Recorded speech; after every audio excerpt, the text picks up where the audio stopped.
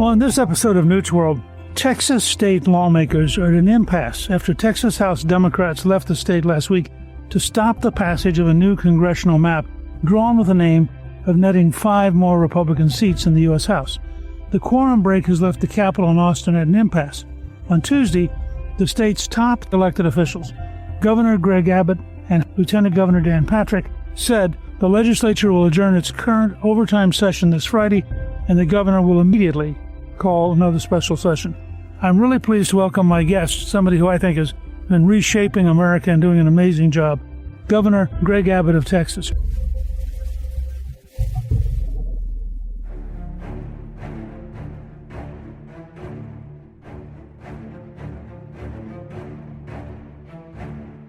Greg, welcome, and thank you for joining me on Newt's World. My pleasure. Thank you, Newt. So, just in the news today, you vowed to keep calling special sessions, which can last for 30 days, until the Democrat lawmakers actually come back home to your state. Would you explain why the quorum is needed for a special session? Because you have pretty large majorities, don't you? In Texas, we have good majorities in the House and Senate, as well as we hold every statewide office. In fact, Newt, you like this kind of stat. Texas has the longest statewide winning streak among Republicans in the United States. We are undefeated as a Republican Party in statewide elections since 1996. In the Texas House, there are 150 members, 88 of whom are Republican, and so there'd be 62 of whom are Democrat. To have a quorum requires 2/3 of the vote, which means we have to have 100 votes to have a quorum for the House to be able to conduct business. So the Democrats have run away. They have absconded. They're refusing to show up and do their duty. They know that if they were in the state of Texas, the Texas Department of Public Safety would have the authority to arrest them and take them to the Capitol. And that's why you see them surface in, of all places, Illinois, California, Massachusetts, New York. The top blue states in the country is where these Texas Democrats have run to. As a side note, it is offensive to Texans to see these Texas Democrats run from a fight. You know, Newt, the way Texas got its bravado and our reputation to begin with was the Battle of the Alamo. That was the quintessential example of standing and fighting a battle, regardless of how tough that battle may be. But yet, these Democrats are the antithesis of what it means to be a Texan. They cut and run when the going got tough for them. And so they're an embarrassment, and I don't see any reason why their voters would send them back. Either they can find Republicans to replace them or a Democrat who would actually stand and fight for their constituents. I'm puzzled because under Texas law, don't they actually face the penalty on almost a daily basis if they refuse to show up? They do face penalties on a daily basis. For one, they are not able right now to receive their paycheck. They got to show up in person to do that. Second, they are subject to fines. And there are other penalties that are imposed by the Texas House of Representatives. But you have people like Beto O'Rourke out there who is raising money to help pay for those fines. And so we can't tell yet how consequential those fines are going to be. What I know is this. One thing that gets to them the most, this isn't the first time the Democrats in Texas have cut and run. They make a practice of this. They did it back in 2021 when we were trying to pass election integrity laws. They did it back in 2003 when we went through redistricting then. Bottom line is that what we know is with me having the ability to call new special sessions every 30 days is going to require them to remain outside of the state of Texas for months, maybe even years. And at some point in time, they're going to give up and return to the state. Well, I think the Wisconsin Democrats did this at one point with some Republican governor reforms that they hated, and ultimately they just broke. And by the way, there's a great irony. Illinois is the most gerrymandered state in the country. California is the second most gerrymandered state in the country. So for them to run to states which have been practicing the art of reshaping districts, there's a certain great irony to it. What kind of feedback are you getting from the folks back home? Texans don't like people who refuse to show up to work. There are Texans listening to this right now and Texans across the state. They have to show up to work. If they don't show up to work, they're going to lose their job. When they see these Texas Democrats refusing to show up and do the job they were elected to do, Texans get angry about it. Know this minute detail about the Texas Constitution. The Texas Constitution actually requires using the word shall. These members shall show up and vote on and take action on these pieces of legislation that I have in the special session agenda. Here's my point. They're refusing to undertake the constitutional requirement of what they must do. So what our fellow Texans feel about these people, and it shows it this time and every time in the past, is about 80% of Texans view them unfavorably for not showing up and doing their job. Is there any likelihood that some of them will break and you'll get at least enough to make a quorum? It may be a possibility. There were a few who did remain in the state of Texas, not enough for us to be able to make a quorum. At a minimum, it's going to require 12 Democrats to be able to meet a quorum. We think that by sheer exhaustion, by other means and strategies, there may be some who decide to make the decision to come back. And know this, when I issue the special session agenda, who knows, there may be some other items on there that will help the Democrats understand if they don't come back and come back quickly, there's going to be an even heavier price to pay. So I'm curious, the way this is being developed, if they refuse to come back, is there any provision where you could declare their seats vacant and have a special election? Not per se. Under the Texas Constitution, it allows the Texas governor to fill a seat vacated. And that's what the Constitution provides. Separate from that, Newt, I did something that's never been done before. I filed a legal action in the Texas Supreme Court calling for the removal of the leader of these Democrats, vacating, if you would, of the seat.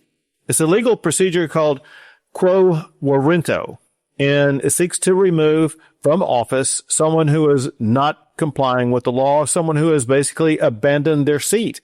And our contention is that the leader of the Democrat caucus has abandoned his seat by refusing to show up and undertake his constitutionally mandated duties. The Texas Supreme Court, first, they requested that this leader, the Democrat leader's name is Gingrich, first that he file a response, and then last night, the Supreme Court set it for extended briefing, full briefing, by all parties. This is a signal to these runaway Democrats that their time is almost up, because there may be very well a Texas Supreme Court decision coming out maybe sometime soon that will say that they can, in fact, be removed. And if they're removed, what the Texas Constitution provides is at that moment in time, I'm authorized as governor to call for an immediate election to fill that vacated seat. Now, if they were removed, would that reduce the number of people needed for a quorum? Is my understanding that would be the case. So literally, if they end up getting removed, you will have a quorum. Exactly. This is wild.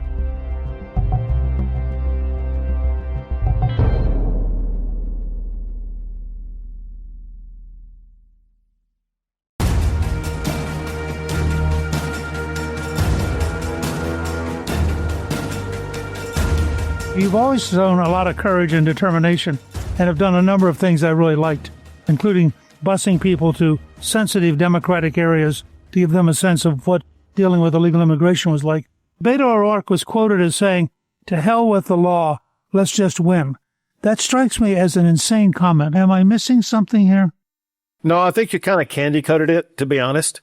You took out the cuss words and you took out the other extraordinary rhetoric on his part. You may recall, he ran against me for governor just 3 years ago, and that's why he lost by double digits. Texans don't like rhetoric like what he uses. They know that he really is nothing more than rhetoric. It can't deliver for what Texans want, and I don't think Americans agree with it. He's a big talker, but he can't get anything done either at the ballot box or when he's elected to office. Among all the politicians I've watched recently, he's had the greatest ability to stay afloat while failing. It's been amazing to watch. Apparently he has resources, and the left must love him because he remains somehow a persona even when he can't win anything. So he also has this unique ability. I think he's the best I've ever seen at incinerating Democrat donations. He goes through hundreds of millions of dollars of it. And why Democrats continue to give him money only to watch that money be incinerated is beyond my comprehension. Since we're talking Texas, I just wrote a piece about the steady migration of people on registration out of the Democratic Party into the Republican Party. I use a guy named Seth Keshel, who's a brilliant student of party registration. And the shift in vote patterns in South Texas from Hillary through Biden to Trump is breathtaking. I mean, we're seeing changes on a scale that I never would have expected possible. Well, and the person who made it possible was Donald Trump. So your audience can understand exactly what you're talking about. When you refer to South Texas, you're talking about all the border counties. And we'll count 2 counties in. So think of every county on the border and then one further to the interior. And Donald Trump won all but 1 or 2 of those in this last election. The last time a Republican won those counties was in the 1800s. And those counties are predominantly Hispanic, as in about 90 to 95% Hispanic. And what we have found is that Hispanics are now voting Republican because, listen, Hispanics want secure borders just like everybody else does. Hispanics, they don't want boys and girls sports. Hispanics, they believe in the rule of law, they believe in law enforcement, and they're against these leftist ideas about defunding the police. And so what has happened is Democrats in Texas have abandoned what they took for granted was a core constituency of theirs, the Hispanic community. And those Hispanics are now aligning with Republicans and electing Republicans. And it's one of the reasons behind why we are redrawing these lines, because we're trying to redraw these lines in ways that congressional seats that had voted for a Democrat for Congress but chose Donald Trump for president, we want to make sure they're going to have their ability to choose their candidate of choice when they vote to send a Republican to the United States House of Representatives. In terms of this standoff in the legislature, does it eventually grind itself out, or what's the realistic endpoint to the standoff? 100% of the time, it grinds itself out and they come back to Texas. The only thing that we don't know is it going to be next week? Is it going to be next month? Next season? We'll see. All I can guarantee you are these things. One is that I'm going to continue to call special session after special session. If they dare show up in the state of Texas during any of those times, they will be arrested, they will be taken to the Capitol, and we will have a quorum, which means they're going to have to stay outside of the state of Texas. That gets very hard on them after a while. And so it does grind them out, and they will return to Texas. I just cannot give you a precise date when they will. I'd really appreciate your courage, your tenacity. I have all the way through ever since you became governor. What you're doing right now is historic, and frankly, if you succeed, and I suspect you will, you virtually guarantee that the House will remain Republican next year. And that is the most important single step in President Trump being successful in the long run. I mean, if we lose the House next year, you know that the radical Democrats are going to try to impeach him. You know that they're going to try to investigate everything. You know that they're going to block every one of his budget requests. And as a governor, you know the consequences better than most people.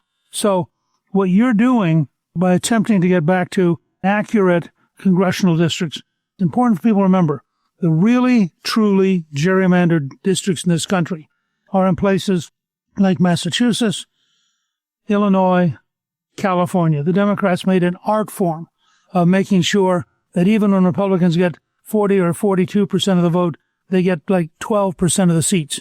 So a lot of their whining is totally dishonest. But what you're doing with this fight is you are setting the stage for a Trump presidency that is truly historic.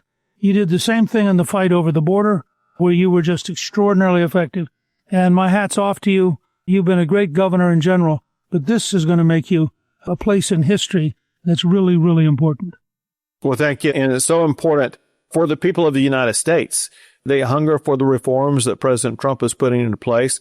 Look at what he did in Washington, D.C. It's just a subpart of his focus, and that is making our country safer. Look at what he did with regard to Iran, making the world safer.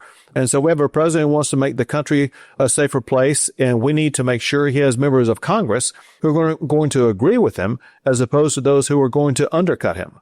Well, and as the governor with the largest border in the country, you know what a huge immediate impact he had on getting the border under control. Night and day difference overnight. This time last year, we were having thousands of people cross the border a day. Now there are 0 people allowed to cross the border and remain in the United States. It's amazing. And again, part of that's because of your leadership in the long fight to get control of the border. So America has many reasons to be grateful to you as governor. And Governor Abbott, I want to thank you for taking the time in the middle of everything else you're doing to share this with us. Always a pleasure. Great to see you again, Newt. Take care. Thank you to my guest, Governor Greg Abbott. You can learn more about the State of Texas special session on our show page at newtsworld.com. Newt's World is produced by Gingrich 360 and iHeartMedia. Our executive producer is Garnsey Sloan. Our researcher is Rachel Peterson. The artwork for the show was created by Steve Penley. Special thanks to the team at Gingrich 360. If you've been enjoying Newt's World, I hope you'll go to Apple Podcast and both rate us with 5 stars and give us a review so others can learn what it's all about. Right now, listeners of Newt's World can sign up for my 3 free weekly columns at gingrich360.com/newsletter. I'm Newt Gingrich. This is Newt's World.